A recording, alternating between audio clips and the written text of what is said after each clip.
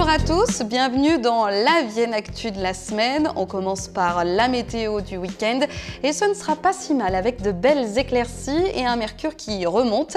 Comptez 20 degrés demain à Vienne et Serpez, 19 du côté de Jardin et Montsevrou et vous aurez même 23 degrés ce dimanche. Profitez-en, des averses sont déjà annoncées pour le début de la semaine prochaine.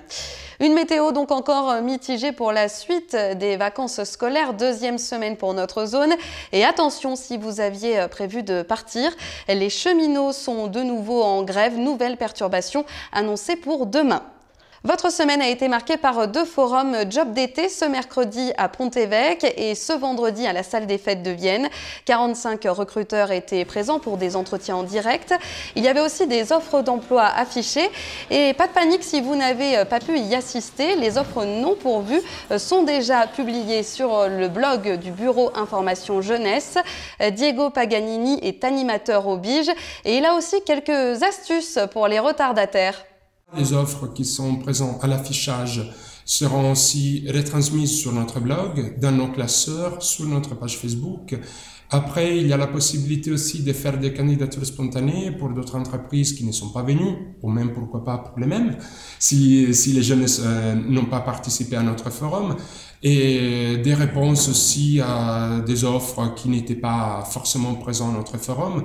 Et aussi, il y a la possibilité de se tourner vers d'autres forums organisés par d'autres structures, par d'autres bureaux au point Information Jeunesse de la région.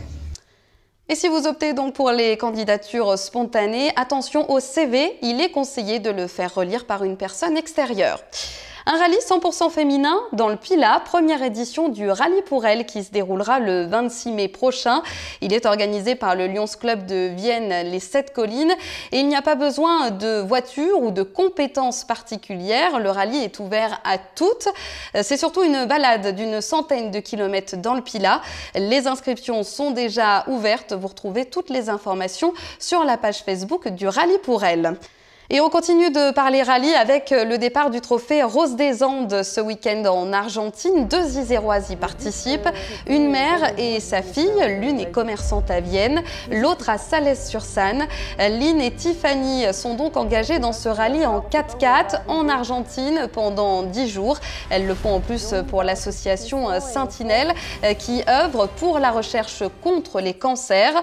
On va bien sûr les suivre et on prendra de leurs nouvelles la semaine prochaine.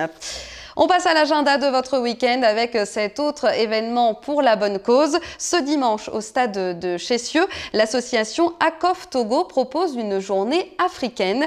Des animations danse, djembé, des ventes de produits africains ou encore une exposition.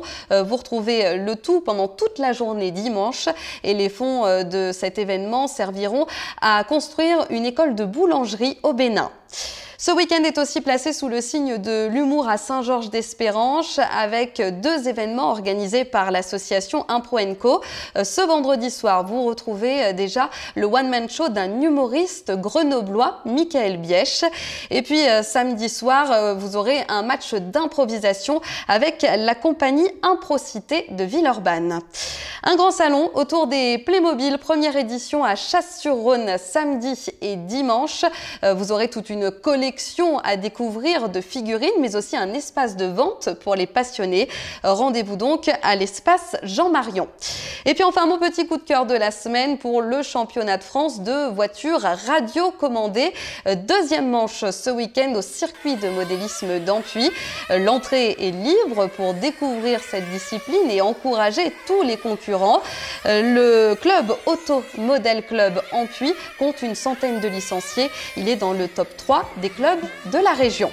Voilà pour l'essentiel de l'information de la semaine. On se retrouve la semaine prochaine pour une nouvelle Vienne Actu. En attendant, passez un très bon week-end.